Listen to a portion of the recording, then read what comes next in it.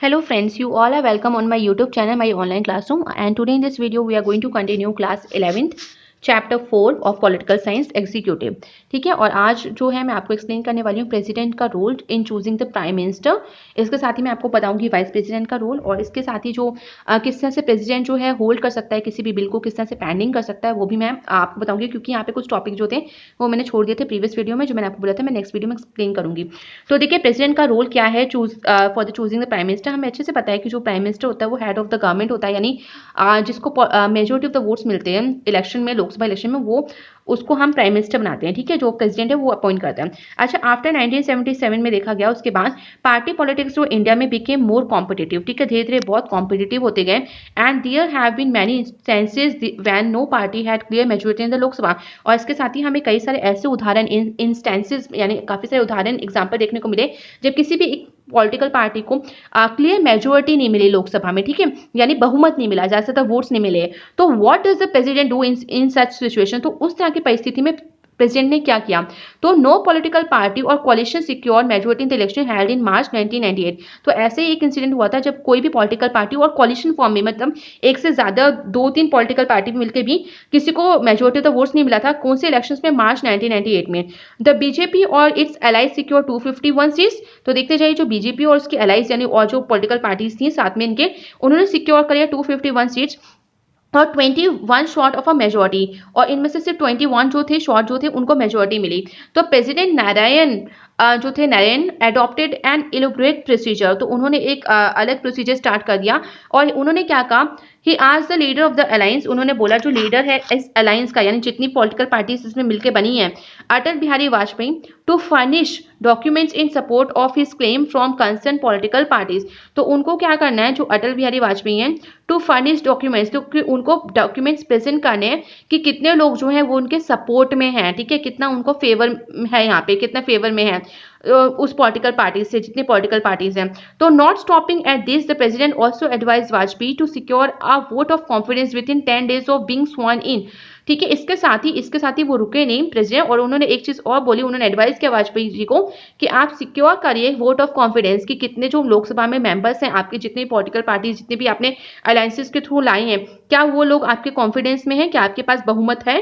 ठीक है, अगर मान लीजिए आप वहां से तो ऐसे जीत के आ गए, पर आपको अब जब लोकसभा में जितने भी मेंबर्स हो उनका आपको बहुमत चाहिए, यानी वोट ऑफ कॉन्फिडेंस आपको सिक्योर करना है। और ये कितने दिनों में करना है? आपको 10 दिन में करना है, 10 दिन से पहले पहले, जब आप शपथ ले चुके हैं। ठीक है, बीइंग स्worn इन। ठीक है, तो विद इन 10 days शपथ लेने के बाद आपको ये प्रूफ करना पड़ेगा अपना वोट ऑफ कॉन्फिडेंस कि आप सिक्योर है कि नहीं है। अदरवाइज तो फिर ये होगा कि प्रेसिडेंट जो है वो पूरी के पूरी जो है आप कह सकते हो कि डिसॉल्व भी कर सकता है। ठीक है, इनको हटा भी सकता है इनकी पोस्ट से।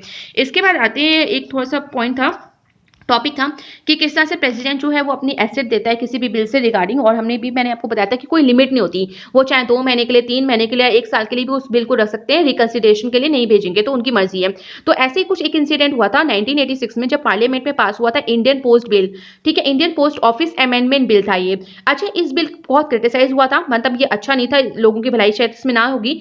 इसमें क्या था कि इससे काफी ज्यादा जो फ्रीडम ऑफ द प्रेस थी, ठीक है, जो पाबंदियां उस पर काफी ज्यादा लगने वाली थी, कर्टेन मतलब काफी सारे जो उनके राइट थे फ्रीडम ऑफ द प्रेस, जो उसकी कुछ कम होने वाले थे। ठीक है, तो इसके लिए प्रेसिडेंट जो थे ज्ञानी जेल सिंह, उन्होंने एक डिसीजन लिया इस बिल को लेके, और उन्होंने उसमें पार्टी नहीं लिया। ठीक है, did not take any decision, उन्होंने कोई डिसीजन नहीं लिया इस बिल के रिगार्डिंग, उन्होंने होल्ड पे रखा। ठीक है, इस बिल को पेंडिंग करते गए, और जब उनका टर्म पूरा हो गया तो उसके बाद जो नेक्स्ट प्रेसिडेंट थे वेंकट रमन, उन्होंने ये बिल को फाइनली भेजा पार्लियामेंट में। ठीक है, रिकंसिडरेशन के लिए। बट उस टाइम तक क्या हुआ, जब आप सोच सकते हो कि प्रेसिडेंट की पोस्ट जो होती है वो अपने ड्यूरेशन को पूरा करके हट गए, तो उस तरह से जो गवर्नमेंट होती है पर्टिकुलर उस पार्लियामेंट में, वो भी अपना पर्टिकुलर 5 ईयर कंप्लीट करके वहां से हट गई थी। तो इससे क्या हुआ, जब रिकंसिडरेशन के लिए वो बिल जब वापस भेजा वेंकट रमन ने, तो उस टाइम की जो गवर्नमेंट थी वो नई गवर्नमेंट थी और पुरानी गवर्नमेंट नहीं थी, तो चेंज हो चुकी थी।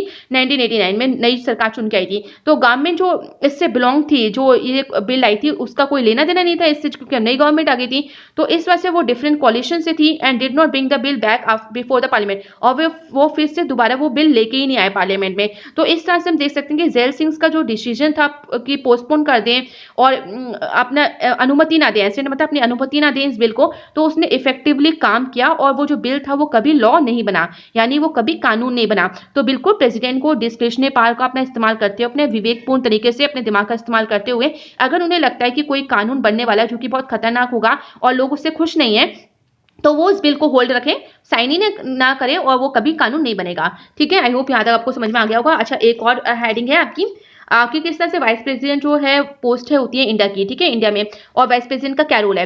तो देखिए, वाइस प्रेसिडेंट जो होता है वो प्रेसिडेंट से बिल्कुल आप कह सकते हो कि नीचे वाली पोस्ट होती है और ये 5 साल का इनका ड्यूरेशन होता है। इनके जो इलेक्शन होते हैं वो जिस तरह से प्रेसिडेंट के प्रोपोर्शनल रिप्रेजेंटेशन से होते हैं उसी तरह से होते हैं। द ओनली डिफरेंस जो होता है इसमें कि जो मेंबर्स होते हैं स्टेट लेजिस्लेचर्स के are not part of the electoral college, ठीक है। तो इसमें जो स्टेट लेजिस्लेचर्स के मेंबर होते हैं वो इसके पार्ट नहीं होते इनके चुनाव के लिए। वाइस प्रेसिडेंट में देखा जाए तो वो रिमूव कर सकते हैं उनके ऑफिस को by a resolution of the Rajya Sabha, Rajya Sabha में एक रेजोल्यूशन पारित करके, और उसमें मेजोरिटी जो लोग हैं वो एग्रीड कर जाएं लोकसभा के, तो उसको उनकी पोस्ट से हटाया जा सकता है वाइस प्रेसिडेंट को। इसके बाद देखिए, जो वाइस प्रेसिडेंट है वो एक्ट किस तरह से काम करता है, वो एक एक्स ऑफिशियो चेयरमैन होता है राज्यसभा का, ठीक है, और वो टेक्स ऑफिस भी ले सकता है प्रेसिडेंट का जब प्रेसिडेंट की सीट वैकेंट हो, ठीक है। अगर किसी भी तरह से वो जो प्रेसिडेंट की वैकेंसी है, यानी रीजंस ऑफ डेथ, यानी कि प्रेसिडेंट की अगर डेथ हो जाए या वो रिजाइन कर दें या उनको उनकी पोस्ट से इम्पीचमेंट के थोड़ा निकाल दिया जाए, हटा दिया जाए प्रेसिडेंट को, तो उस केस में जो वाइस प्रेसिडेंट है वो एक तरह से प्रेसिडेंट का रोल प्ले करेगा। और कब तक करेगा, जब तक एक न्यू प्रेसिडेंट जो है वो कंट्री के लिए इलेक्ट ना हो जाए।